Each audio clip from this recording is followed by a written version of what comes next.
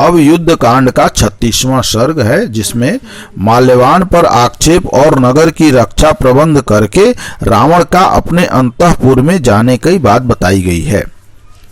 दुष्ट आत्मा दशमुख रावण काल के अधीन हो रहा था, इसलिए माल्यवान की कही हुई हितकारी बात को भी वह सहन नहीं कर सका। वह क्रोध के वशीभूत हो गया। अमर्ष से उसके नेत्र घूमने लगे।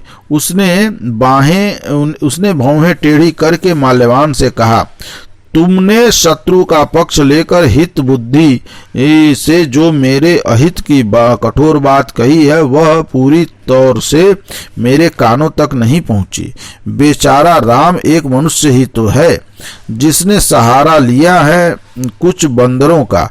पिता के त्याग देने से उसने वन की शरण ली। उसमें कौन सी ऐसी विशेषता है जिससे तुम उसे बड़ा सामर्थ्यशाली मान रहे हो? मैं राक्षसों का स्वामी तथा सभी प्रकार के पराक्रम से संपन्न हूँ। देवताओं के मन में भी भय उत्पन्न करता हूँ। फिर किस कारण तुम मुझे राम के अपेक्षा हीन समझते हो? तुमने जो मुझे कठोर बातें सुनाई हैं, उनके विषय में मुझे शंका है कि तुम या तो मुझ जैसे वीर से द्वेष रखते हो या शत्रु से मिले हुए हो, अथवा शत्रुओं ने ऐसा कहने या करने के लिए तुम्हें प्रोत्साहन दिया है। मैं प्रभावशाली होने के साथ ही अपने राज्य पर प्रतिष्ठित हूँ। ऐसे पुरुष को कौन शास्त्र तत्वज्ञ विद्वान शत्रु का प्रोत्साहन पाए बिना कटु वचन सुना सकता है? कमलहीन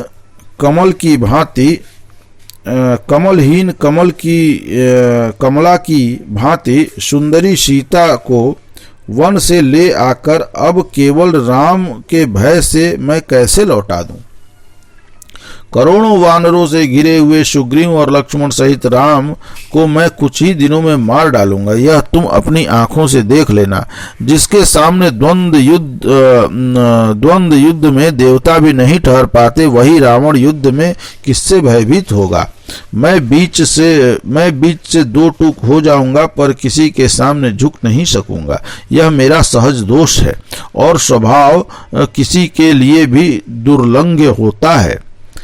यदि राम ने दैववश समुद्र पर सेतु बांध लिया, तो इसमें विस्मय की कौन सी बात है जिससे तुम्हें इतना भय हो गया?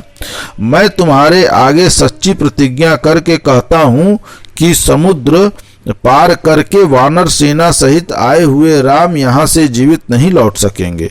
ऐसी बातें कहते हुए रावण क्रोध से भरा हुआ एवं रुष्ट जानकर माल्यवान बहुत लज्जित हुआ और उसने कोई उत्तर नहीं दिया। माल्यवान ने महाराज की जय हो इस विजय सूचक आशीर्वाद से राजा को यथोचित बढ़ावा दिया और उससे आज्ञा लेकर वह अपने घर चला गया। तदंतर मंत्रियों सहित राक्षस रावण ने परस्पर विचार विमर्श करके तत्काल लंकापुरी की रक्षा का प्रबंध किया। उसने पूर्व द्वार पर उसकी रक्षा के लिए राक्षस प्रहस्त को तैनात किया। दक्षिण द्वार पर महापराक्रमी महापार्श और महाओदर को नियुक्त किया तथा पश्चिमी द्वार पर अपने पुत्र इंद्रजीत को रखा, जो महान मायावी था। वह बहुत से राक्षसों का द्वारा घिरा हुआ था। तदंतर नगर के उत्तर द्वार पर शुक और सारण को रक्षा के लिए जाने की आज्ञा दी। मंत्रियों से रावण ने कहा, मैं स्वयं भी उत्तर द्वार पर जाऊंगा। नगर के बीचों बीच छावनी पर उसने बहुसंख्य राक्षसों के साथ महान बल पराक्रम संपन्न राक्षस विरूपाक्ष को स्थापित किया। इस प्रकार लंका में पुरी की रक्षा का प्रबंध करके काल प्रेरित राक्षस शिरोमणि रावण अपने आप को कृत्य मानने लगा।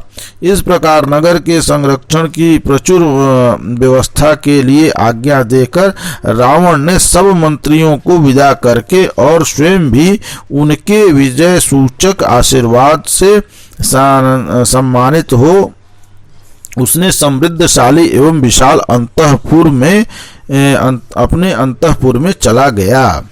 इस प्रकार यह 36वां सर्ग यहीं पर समाप्त हुआ। बोलिए राजा रामचंद्र की जय।